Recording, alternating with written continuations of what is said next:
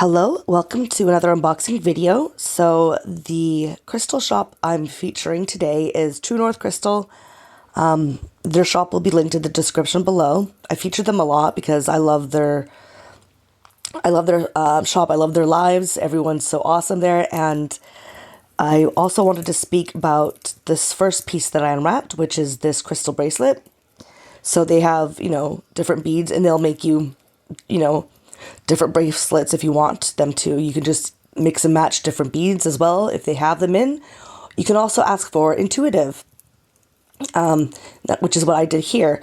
So Via, who is one of the shop owners, she made this based off vibes. I asked for an intuitive bracelet, and I'm glad I did because I got such a variety in one bracelet. So this is, I think, anyways, blue calcite, amazonite, angelite, green aventurine, Canadian jade, and blue apatite all together. And I absolutely love it. Thank you so much, Fee, if you're watching, because this is awesome. Definitely feeling the vibe. You know I love green. So yeah, definitely worth it. If you are interested, yeah, you can just ask them what kind of beads. You can message them on their Instagram page. So yeah. Now let's get into the other crystals. So next piece I have here is this ametrine point specimen. What ametrine is amethyst that had started to turn into citrine. Amethyst is just a quartz with inclusions that turn it purple. And citrine is any quartz that is irradiated naturally by thermal underground heat over thousands of years. And this point is from Brazil, which is well known for its many varieties of quartz. Then next is this Gobi agate mini freeform. This type of agate is found only in the Gobi Desert of Mongolia. The colors range from white, brown, red, yellow, orange, and green. Sometimes they're dyed more vibrant saturated colors, and you could tell if they are natural by the banded coloring, and as you can see here, the circling patterns, which is a distinct feature of Gobi agates. Then I'm going to show you two pieces out of order from what I unwrapped because they're the same thing, and that is flower agate with clear druzy small towers. I actually got these on sale. Flower agate features inclusions that appear to look as if they're flowers in bloom, and if you have a black light, check to see if it reacts because a lot of them do, and that includes these two towers. Next, I have this ruby and kyanite small tower. Sometimes you'll find micro ruby crystals in certain materials, such as zoisite, fusite, and, as in this case, blue kyanite. Ruby and kyanite is found in southern India and is mostly sold after being carved instead of in the raw, since it's actually kind of rare to find it in the raw. It's mostly just used as a decorative stone, and not a specimen, mostly due to the lower sort of quality. But either way, still makes a really pretty decorative stone. Again, I'm going to show you two pieces I unwrapped separately because they're basically the same material, and that is this peach barite with hollandite and vanadinite growth specimens. The barite was named in 1800 from the Greek word baris, which in English translates to heavy or weighty due to its unusual heaviness for a non-metallic mineral. It lands in at a 3 on the Mohs scale, and its colors can range between clear, white, yellow, brown, blue, gray, and peach. And usually it forms in these sort of bladed clusters. Now, these black spots that you can see here is the growth of hollandite, which is a manganese oxide mineral named in honor of Sir Thomas Henry Holland, who was a geologist and educational administrator at the Imperial College of London and as well as at the University of Edinburgh. He was also the director of the Geological Survey of India. Hollandite comes in silverish gray and black, and it lands at a hardness of 4 to 6 on the Mohs scale. Now, these glittery parts here and here is the vanadinite growth. Vanadinite is named, it reflects its vanadium content. It's almost always found in the oxidation zone of lead deposits in arid climates, resulting from the alteration of vanadium-bearing sulfates and silicates. Its colors range between red, orange, and yellow. Its crystal shape is hexagonal, and it lands on a 3 on the Mohs scale. Then next I have here this bumblebee stone, small tower. Most people call it a jasper, but I call it a stone because in actuality it's not a jasper at all.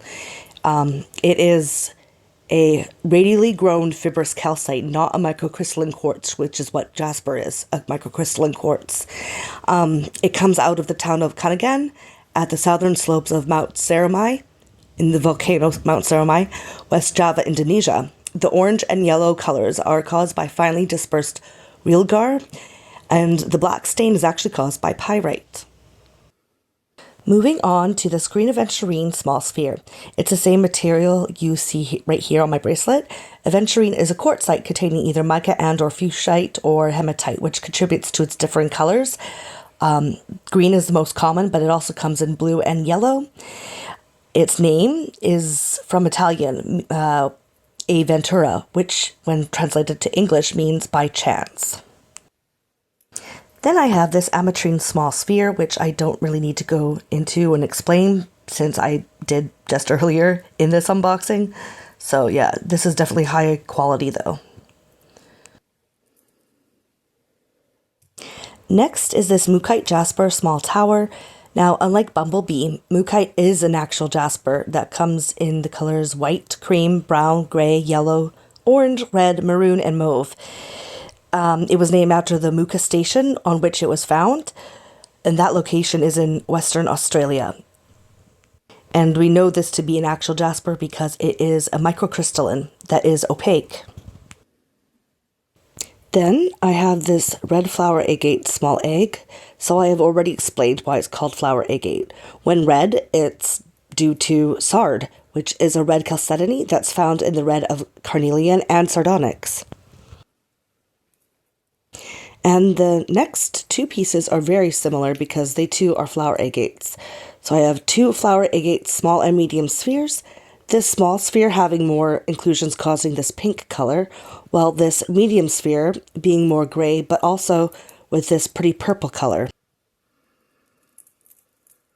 Then, next is this blue lace agate specimen, the majority of which comes out of Kenya and Namibia. Essentially, its banding comes in differing shades of pale blue and can produce trigonal crystals on top of its microcrystalline base. All right, again, I have two pieces of the same material and shape with these two fire golden healer quartz medium spheres. One bigger than the other, obviously, but both fall in between 6 to 8 inches in circumference, so that's about medium.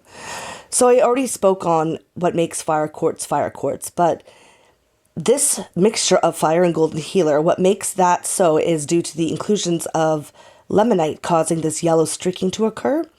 What actually prompted me to purchase these two was actually because they look like a pair of creepy eyeballs, and I couldn't help myself after saying that. It made me giggle, and I just thought it was funny.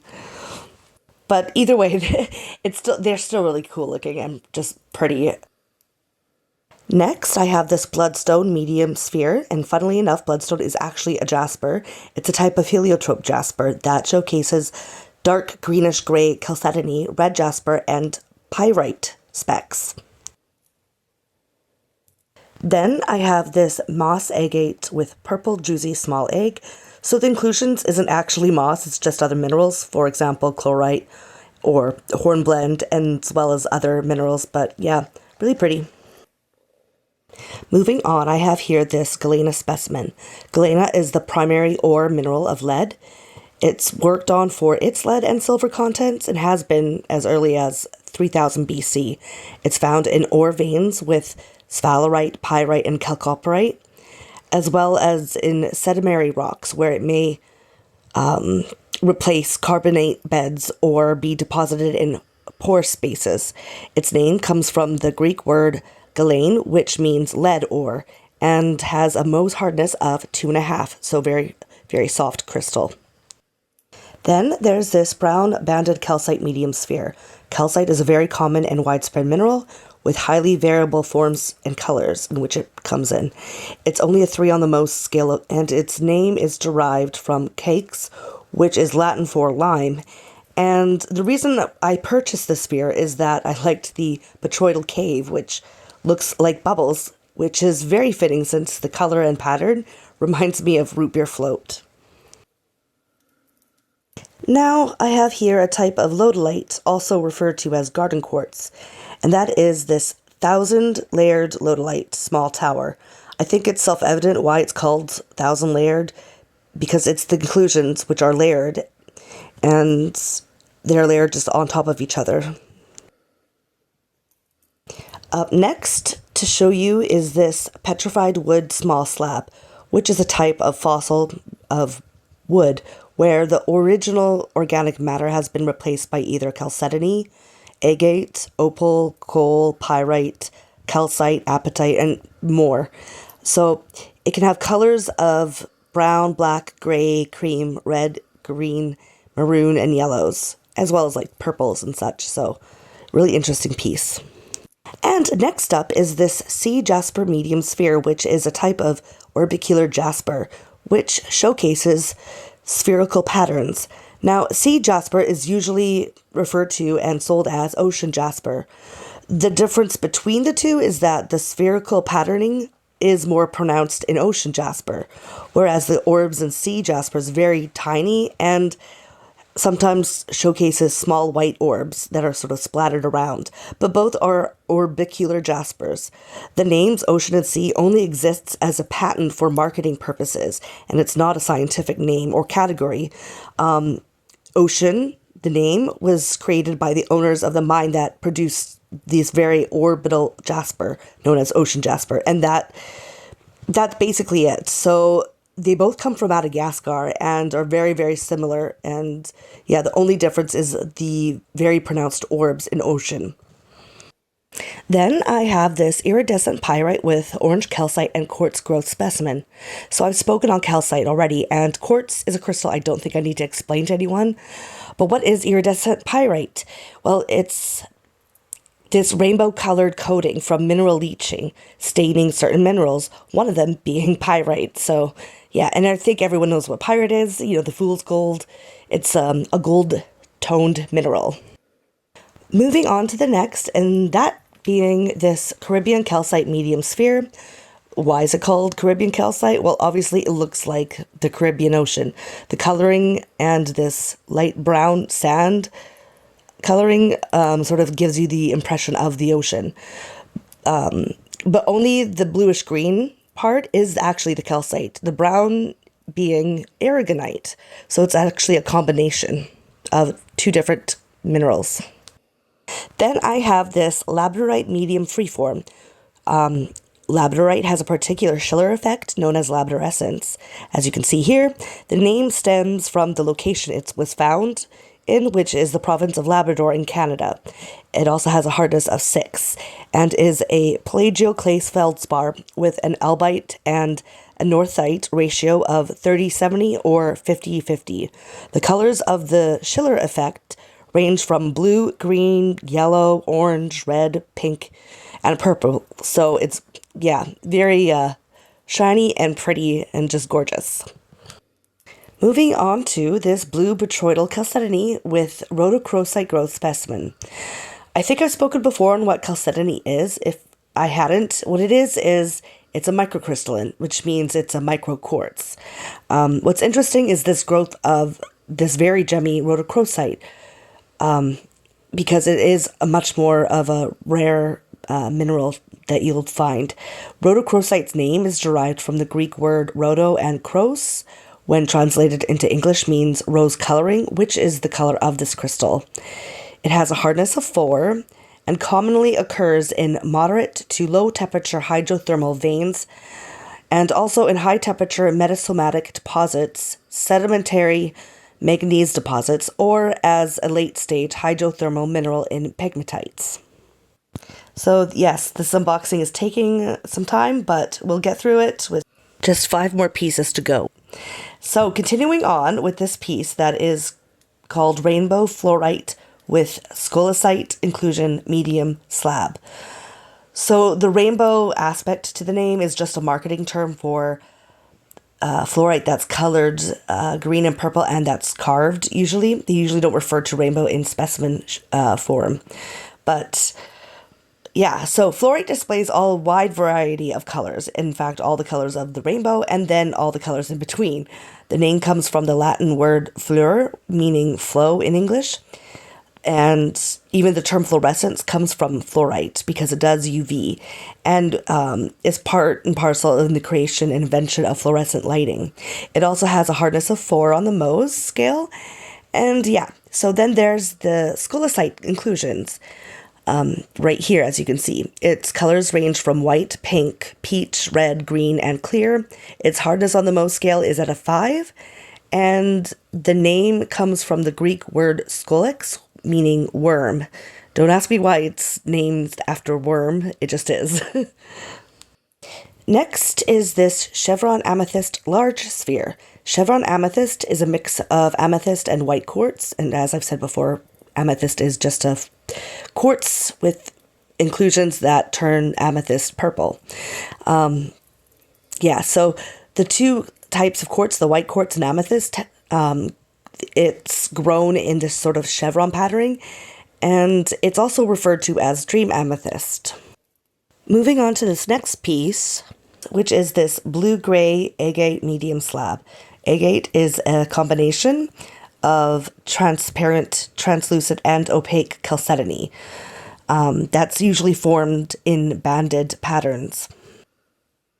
Moving on to the second to last piece of this unboxing, and that is this golden selenite specimen, which is a variety of gypsum. And from Spain, this particular piece. And the inclusion color of gold is from iron oxides trapped within. Selenite, the name, comes from the Greek word selene, which when translated means moon, in allusion to the quality of the light transmitted by translucent slabs of its cleavages, which selenite has when it is free from inclusions. Alright, we are finally at the last piece of this unboxing, and it's a statement piece for sure. It is this blue cubic fluorite specimen. Again, I've previously just talked about fluorite, so I won't need to go over it again. I just wanted to point out the structure when fluorite is found in this cubic shape. It is considered to be a much higher quality when it's in this shape and form. Obviously, because it's a much more rare thing to find. This specimen has come out of Pakistan, which is one of the places that is known for having great cubic fluorite specimens. And this piece, is this shape with these cubes, are just incredible. So yeah, love it. So we're finally at the end of the unboxing. That was a lot to do, a lot of crystals, a lot of pieces, but if you stuck around for this long, thanks so much. Like, comment, and subscribe. I'll also be putting, again, I just want to remind everyone, be putting the shop link in the description below. So check them out because they're a great crystal shop. And yeah, I'll see you later. Bye.